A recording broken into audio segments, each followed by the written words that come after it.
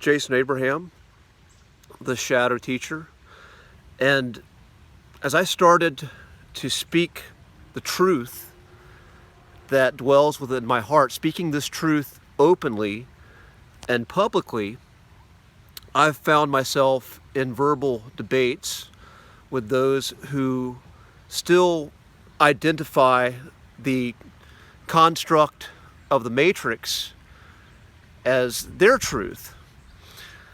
And I welcome these debates. I welcome the discussion, as this is the only way that we can find the truth, by welcoming the opposing viewpoint and digging in and debating and discussing.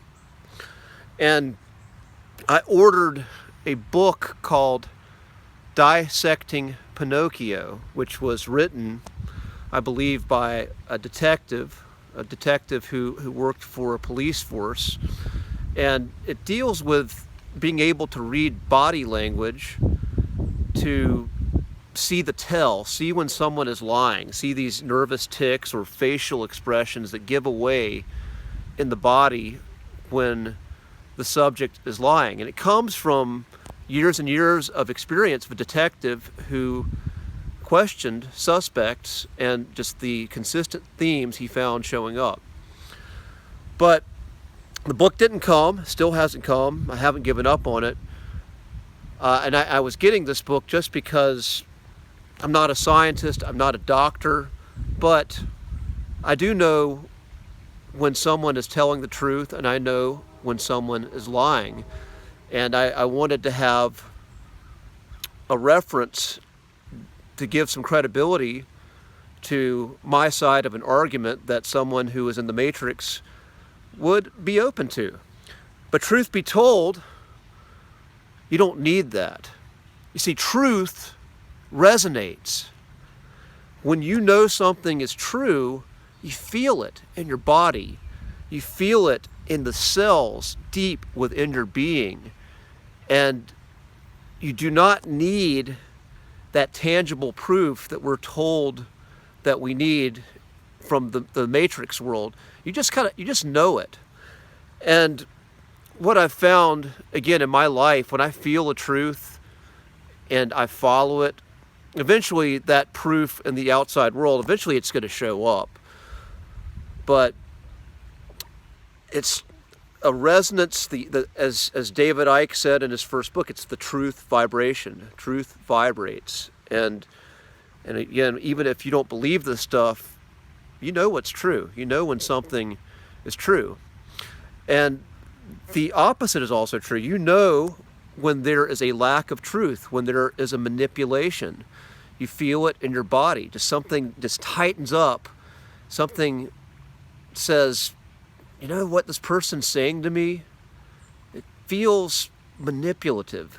Just something feels off with what they're saying. And we always have the choice to honor those warning signs. Those warning signs are there as protective mechanisms, as when you have these extrasensory abilities, which all people have and are just ignorant of. They were there to protect you from danger. They are there still to protect you from danger. And in my personal experience, when I've ignored that uneasiness in my stomach, the contraction in my heart, the tension in my face that was the response to someone attempting to manipulate me, whenever I've ignored these, I've always paid for it. And as Paul Chek would say, the pain teacher showed up in my life and presented me with a priceless lesson.